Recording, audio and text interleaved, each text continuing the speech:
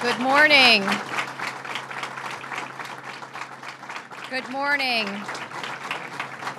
Thank you for joining us this morning as we address a serious challenge for our community and communities across the state. Before I begin, I want to acknowledge some of the elected officials who are with us today. We have New York State Senator, and you can hold your applause to the end because it's a long list. We have New York State Senator Neil Breslin, Assemblywoman Patricia Fahey, Assemblyman John McDonald, the Commissioner of the Office of Temporary and Disability Assistance, Sam Roberts, is here. Albany County Executive Dan McCoy is here. And we also have the Mayor of Schenectady, Gary McCarthy, and of Saratoga Springs, Joanne Yepsen. FBI Special Agent in charge of the Albany Field Office, Vadim Thomas, is here. The New York State Police Deputy Superintendent, Christopher Fiore, and our Acting Police Chief, Bob Sears, as well as the Executive Director of the New York State Association of Chiefs of Police, Margaret Ryan. I would also like to thank all of our colleagues of the New York State Division of Criminal and Justice Services, along with our local law enforcement officers joining us here today. I am particularly grateful that Governor Cuomo is here today. Since taking office, the governor has been an ally of Albany and the Capital Region, from investing in our future growth and prosperity to advancing public safety. Governor Cuomo has delivered for our residents. And today, Governor Cuomo is once again stepping up for Albany by helping us tackle the threat of gang violence. And I want to talk about why we're here at this library. Because for those of you who aren't from Albany, you might find it difficult to believe, but this is kind of considered neutral territory. In a city of 98,000 people, with neighborhoods that share some of the same challenges and the same issues, we have to have neutral territory sometimes when we have meetings in the city of Albany, because there are certain neighborhoods that people won't go into because of gang violence, because of groups that act in a way that really harms all of us. Recently, this senseless violence had a direct impact on my own family. We mourn the death of Christopher Hardy, my son's biological brother. He was a dedicated and caring father of 2 sons, and he was shot and killed in broad daylight on April 8th. For too long, gang violence has ravaged our communities and threatened our families and our young people. Working together with our state and federal counterparts, we will put an end to gang violence once and for all. Today's announcement is a testament to how local and state government can collaborate to do what's right for our residents. Together, we will protect our young people and safeguard our communities. I want to thank Governor Cuomo for his support and dedication to combating gang violence. And I want to thank the members of law enforcement, including the Albany Police Department, the Albany County Sheriff's Department, and the State Police, who are all going above and beyond to protect our residents. Now, please join me in welcoming a champion for Albany and for all New Yorkers, Governor Andrew Cuomo.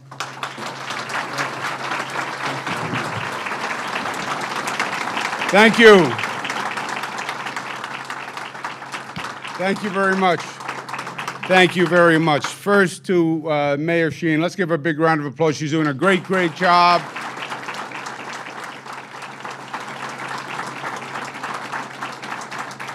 It's been my pleasure to work with her, and we have your great County Executive McCoy here. Good to be with you, County Executive. Let's give him a round of applause.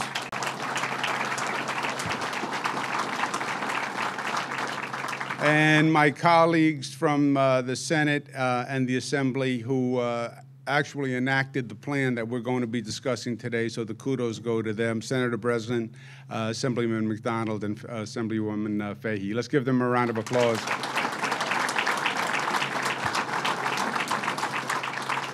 And the men and women of law enforcement who keep us safe every day, thank you, and God bless you, and may God keep you safe. Thank you very much. Let's give them a round of applause.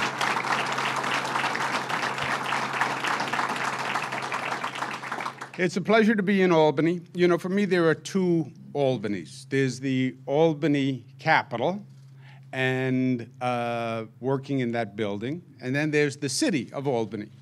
And they can be very different experiences, let's put it that way. But the city of Albany and I go way, way back, you know. My father was governor 12 years, and he lived in the mansion. He, my mother, my brother Chris, who's now on CNN, he was raised in Albany. For 12 years, all the family holidays were there. Before even then, I was in Albany Law School. And we used to live, my father and I shared an apartment in the Wellington Hotel. Wellington Hotel isn't there anymore. Now you say Wellington, they think it's the restaurant. But there was a Wellington Hotel, and you could get a long-term apartment. And I was in law school. My father was lieutenant governor. So I was just a kid, and we would share the apartment. And he would come up as lieutenant governor when the legislature was in session. So he'd come up 1 to 2 days a week, and we'd have a meal together, and we'd have a couple of days, and then he would be gone. But those were good times. My father's gone now, but some of my finest memories with my father was those days that we shared in Albany together. And we had fun. He would love to come unannounced to Albany because he was just dying to catch me goofing off one way or another, you know. And he would come up all different times of day. You couldn't tell if he was coming in the morning. You couldn't tell if he was coming at night. He wouldn't call first. He would just come up and to see if he could catch me in the act of something. And he would come to that apartment, would burst through the door like he was bursting onto a crime scene, my father. He said to me after the fact, he said, you know, 4 years, I always walked in, and you were always sitting there reading the books and doing what you were supposed to do. I thought I'd find you drinking beer and having a party. Never. In 4 years. I said, yeah. He said, that really says something. I said, yeah. What it says is your secretary was a friend of mine and used to call me and tell me when you were on your way up. I waited until after it was over to tell him. But a lot of good memories. And it is a great city, and it's doing great.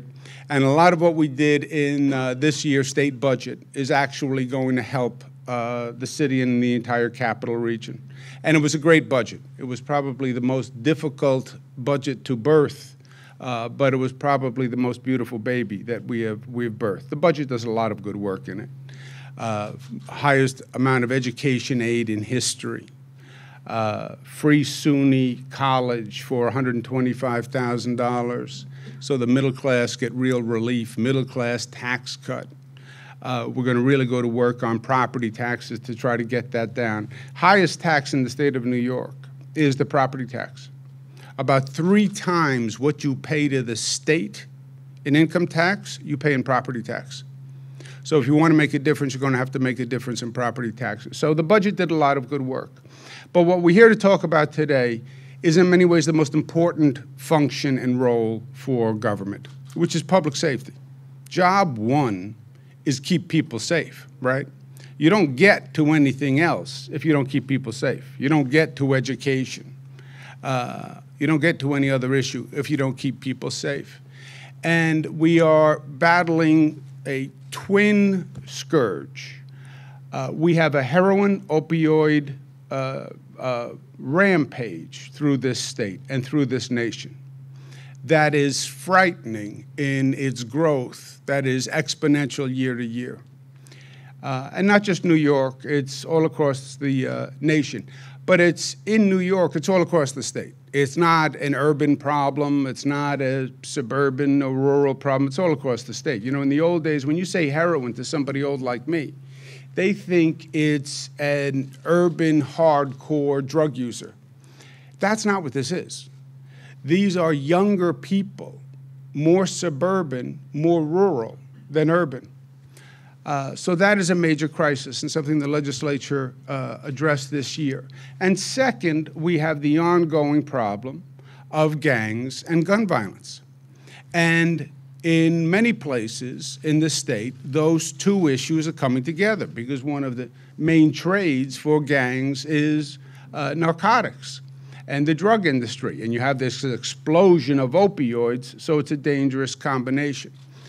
So the state this year, as one of the initiatives we're taking on, is an intensified effort to work with local governments to battle both heroin, opioid, and gang violence.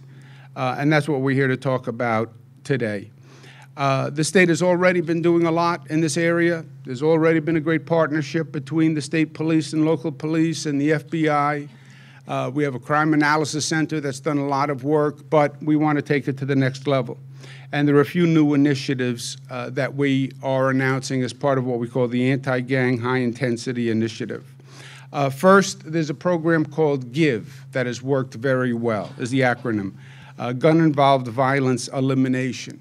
This uses data to basically identify hot spots of gun violence and then targets the resources to those areas. Albany last year received about $700,000.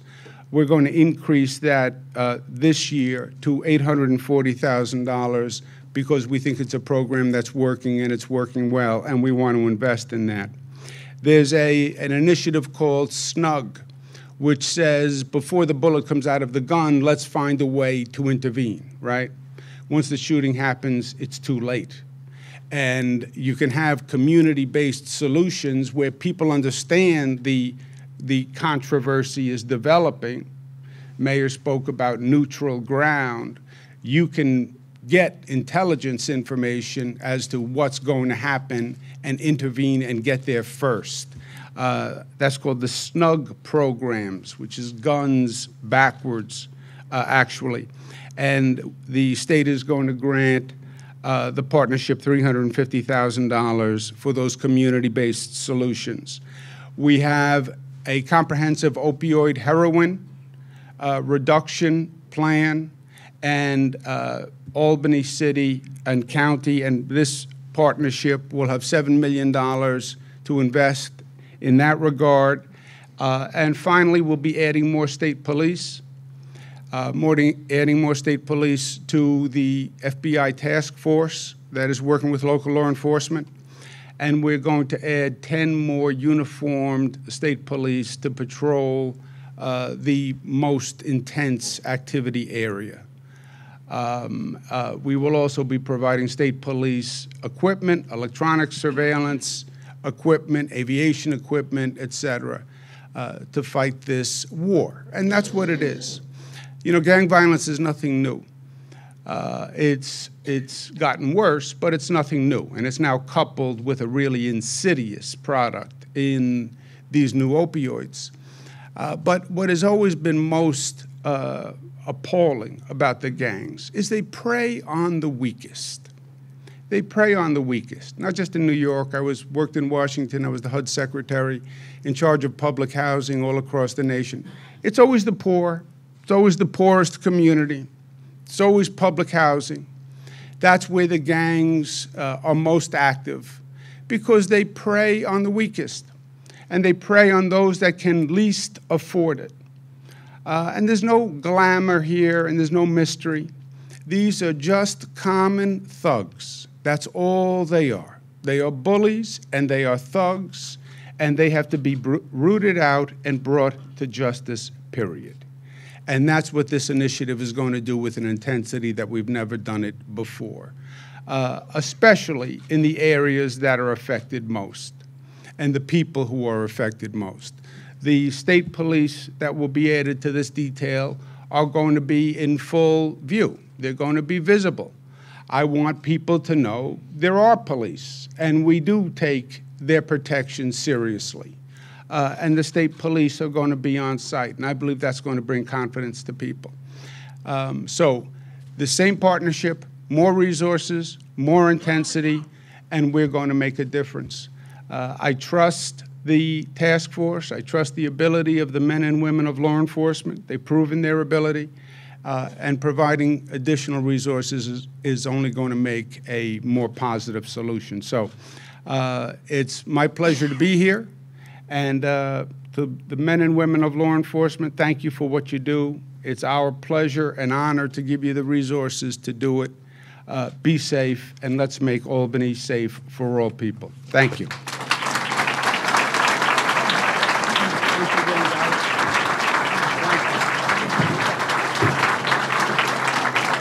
Thank you very much, Governor.